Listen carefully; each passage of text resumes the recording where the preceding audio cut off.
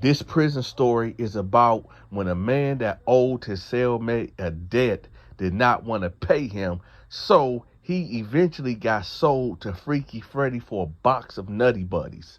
Now, before we go on with this story, I need for y'all to do your big partner Donta your favor right quick. It don't cost you nothing. I ain't asking for no Cash App. I'm not asking for no PayPal. The only thing I'm asking, no. The only thing I'm demanding is for y'all to hit that like button, share the video, and let me know where you from in the comment section. If you from Detroit, if you from Atlanta, if you from Wisconsin, if you from London, if you from Europe, if you from Antarctica, let me know in the comment section where you from. You can put your city there, you can put your state there, you can even put your area code there.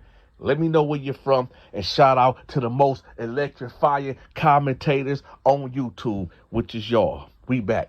All right, so it was a Friday afternoon, right? And we'd all down there playing cards, dominoes, and Monopoly. Now, let me know in the comment section, do y'all rock with Monopoly? Because me, Donta, that's my favorite board game, period. I love some Monopoly. I can play Monopoly all day. I know, I'm getting sidetracked, and I'm sorry, y'all. I tend to do that. Let me get back on track. But anyway, we all down there, playing games or whatever, and this white dude come through. Now, I seen this white dude throughout the prison, and his name was Charles, right? I didn't know too much about him or anything. He wasn't a punk for what I could what I could see. He was just one of them regular white guys that, probably was here for stealing Cadillac converters or, what I'm saying, little petty drug charges, whatever. So when he came through, we just looked at him. He's a regular face around the prison, so it wasn't about nothing. Now, I don't know why he got rolled in our pod, in the evening, because that's kind of unusual, but it's not like it never happens, right? So he come through and he get in the cell with this dude named T-Bone. Now, T-Bone was this older black dude from Detroit. T-Bone was one of them dudes that all he liked to do is talk about what he used to do in the streets. Oh, T-Bone was the Birdman. T-Bone was the Brick Man. T-Bone had all the hoes, right? T-Bone had all the money. T-Bone had a limousine. T-Bone just was that dude. But the funny thing about T-Bone is that with all that drugs, all them hoes that he had, T-Bone would never catch the stove. And y'all say, well, Donta, what you mean? What is catching the stove? T-Bone ain't never had no money, no commissary. Ain't nobody never put nothing on T-Bone books at all. But he was just so big gangster and this drug dealer and this pimp and all this, right? But never caught the stove.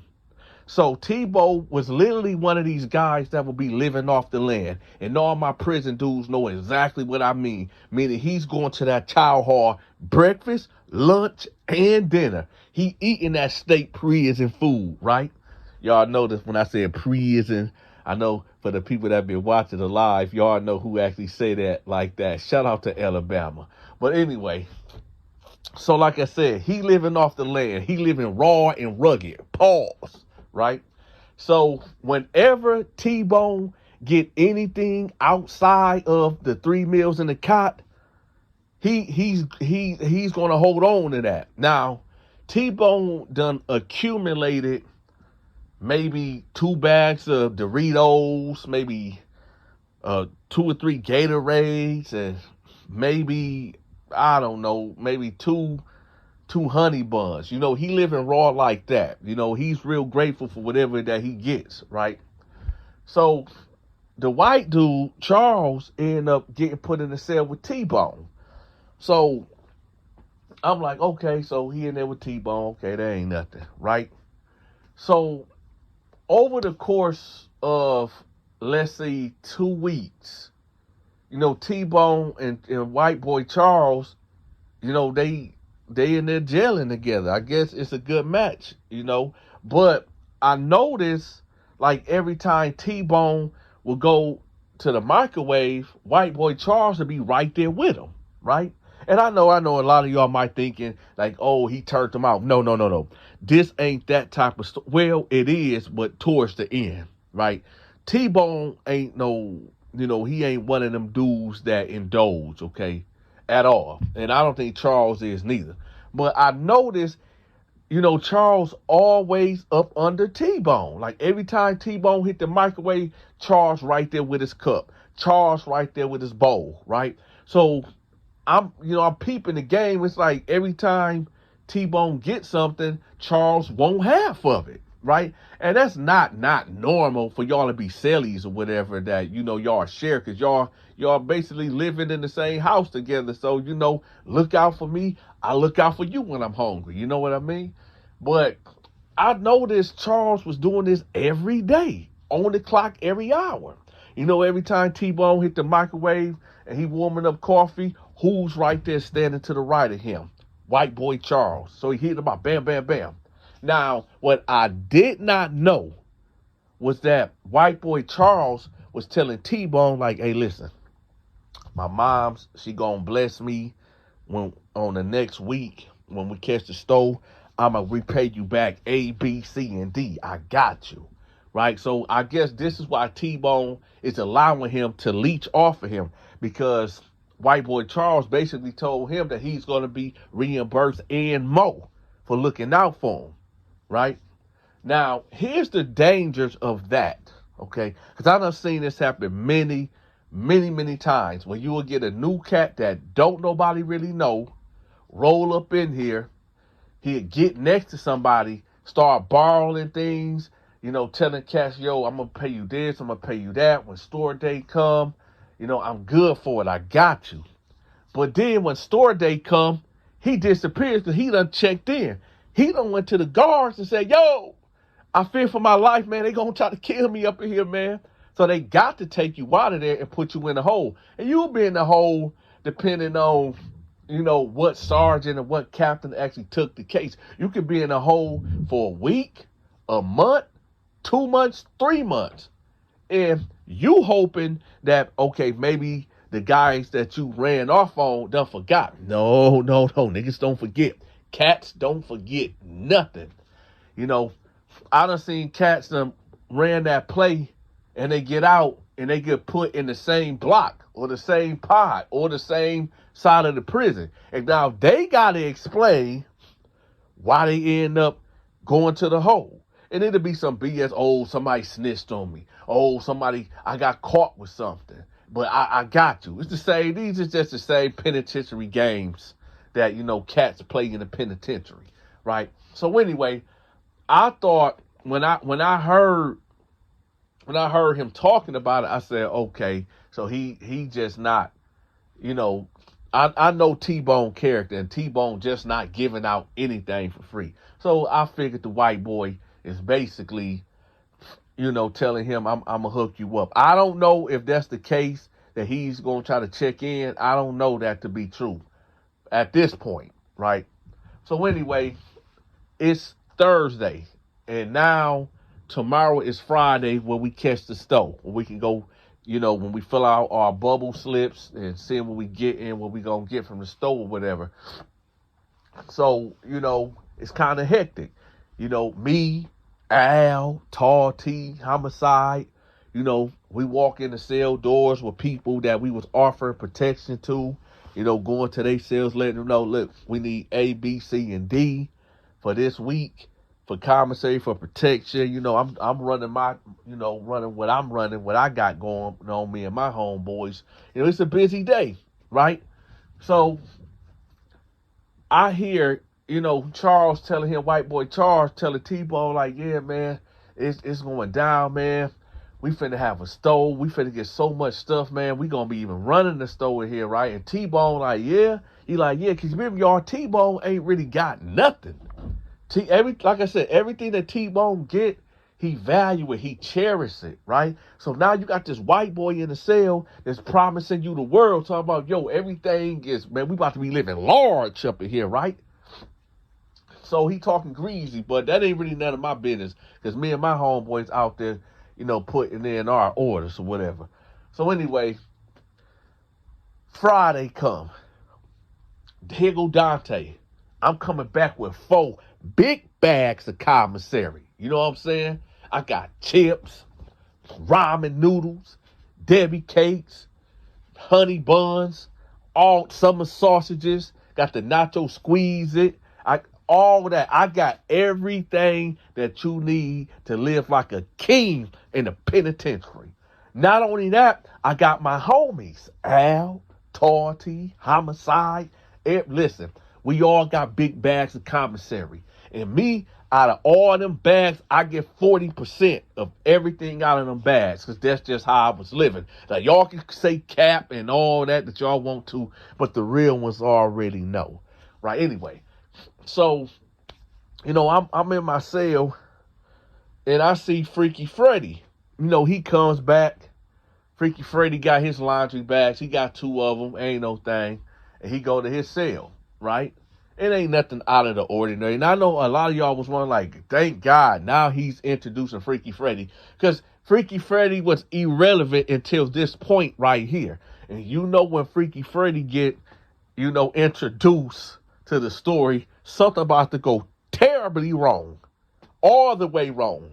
Now we about to enter the Terror Dome.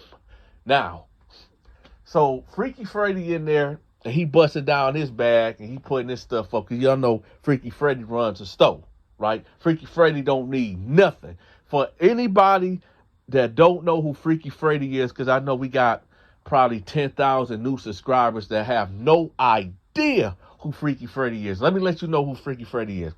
Freaky Frederick, right, is an old school convict in his 60s. He has no shame in his game at all. He'll tell you up front and let you know what it is. And what do I mean by that? If you are a new inmate and you come in there and you have nothing at all, Freaky Freddy will give it to you. You need a pack of ramen noodles, he got you. You need some honey buns, he got you. You need some deodorant, he got you. You need some toothpaste, some Colgate, a toothbrush. Freaky Freddy got you. He a store man. But Freaky Freddy gonna let you know off the rip. Listen, if you don't got my money, if you don't got my items, I'm going to need something from you.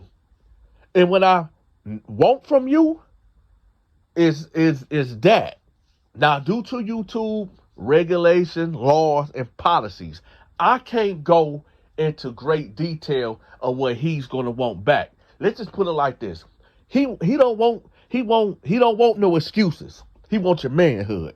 And that's the bottom line to it. So when you go in there and you strike a deal with Freaky Freddy, understand, if you don't have that man paper, if you don't have that man commissary items when it's time to pay, there's something else that you're going to have to pay with. And he make that 100% clear, right? So anyway, T-Bone comes back from working out. And white boy Charles is sitting on the bed looking pitiful. So I'm ear hustling at this point, and I hear T-Bone like, hey, bro, why you ain't go to the store?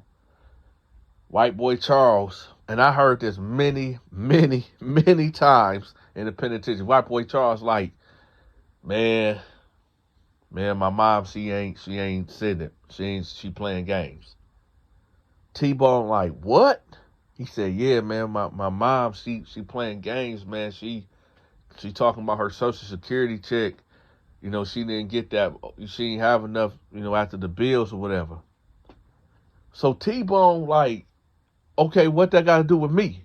I done gave you everything that I had in here. I don't have nothing else. Like, no, you're going to have to do something. You going to have to go. You going to have to, he was clapping his hand. You going to have to get my money. You gonna have to get my money or something gonna happen. So white boy Charles like, what I supposed to do, man? I don't have anything. My mom only gets Social Security. And T-Bone like, man, I'm not trying to hear that Social Security talk, man. You knew that your mama only had Social Security before you start eating up all my food. It's bad enough I don't get nothing. I don't get nothing in here, man. And you got in this cell telling me that you was going to be giving me this, giving me that. I'm here giving you coffee shots every time I do a cook up with the food that I earned, and you just right there eating up my food, telling me, no, man, I ain't trying to hear that, man. No, go get my man. Go get my. So white boy Charles like, man, I can't give you what I ain't got. He like, T-Bone like, hey, man, dog, go get my. So at this point, y'all, he's standing. Now listen, this is not out of the ordinary. When it's stove day, this is normal behavior. They're always guaranteed. When it's Burger and Friday, there's going to be at least 4 or 5 fights. When it's stove day, it's going to be at least 8 or 9, maybe even 10 fights. It's always going to be an argument. It's always going to be cats giving excuses. It's always going to be something when people just can't do right. This is why I didn't gamble. This is why I didn't get involved in certain activities. The only activities I was involved in was offering a protection services. Some of you people might call it extortion. But hey, it's like this. You are paying me from stopping other people from doing something to you, right? I think that's in fact, I think that was a good deal for certain inmates. Because truth be told, if I wasn't offering the services that I was offering, a lot of guys would have been having a rough time in prison. I'm just keeping it a buck. I'm just keeping it a bean. Shout out to Philly, right? So anyway, he like, yo, I'm not trying to hear that. Get my money. I don't want to hear it. Get my money before I do something to you. Charles like, I can't give you what I ain't got, man. I can't give you what I ain't got. So he said, you know what? I'll be back. So at this point, everybody looking that way like, oh, shoot, T-Bone about to pop it off, right? So T-Bone leave his cell, and he goes directly, beeline, straight to Freaky Freddy's cell, right? Now, I don't know the exact words. I don't know exactly what T-Bone told Freaky Freddy, but Freaky Freddy gave him 10 boxes of Nutty Buddies, right? So all I'm thinking is like, God dang, there's a lot of boxes of Nutty Buddies. So I'm thinking like, okay, well, he not about to run the store, not just with Nutty Buddies. Like, what's the play? Because I was that type of dude that always was observing everything and everybody and just trying to figure it out. Like, why did he give him all these boxes of Nutty Buddies? Like, it don't make no sense. And then I thought about it. I said, wait a minute. I done seen this play before. Yeah, I done seen this play. So he goes back to the cell, right? And Freaky Freddy comes to the cell 2 minutes later. He's standing in the doorway. And then he actually walked in their cell. And I'm like, oh, snap. And about 3 minutes later, you see the white boy go to the bubble. And he asking for a cell change. So I'm like, hold on. I know dang well. And then about 20 minutes later, the white boy go back to the cell with T-Bone, and he pack all his stuff up, and he goes to Freaky Freddy's cell. Now listen, I can only assume at this point, but like I said, I done seen this happen over and over again. Basically, for the white boy to clear his debt, right? White boy Charles, for him to clear his debt, he was sold to Freaky Freddy for them 10 boxes of Nutty Buddies. Now, I done seen Freaky Freddy, get involved in certain activities because of people over him and him letting it be known. But this was the first time that I actually seen in real life a transaction between 2 inmates of selling an inmate to another inmate.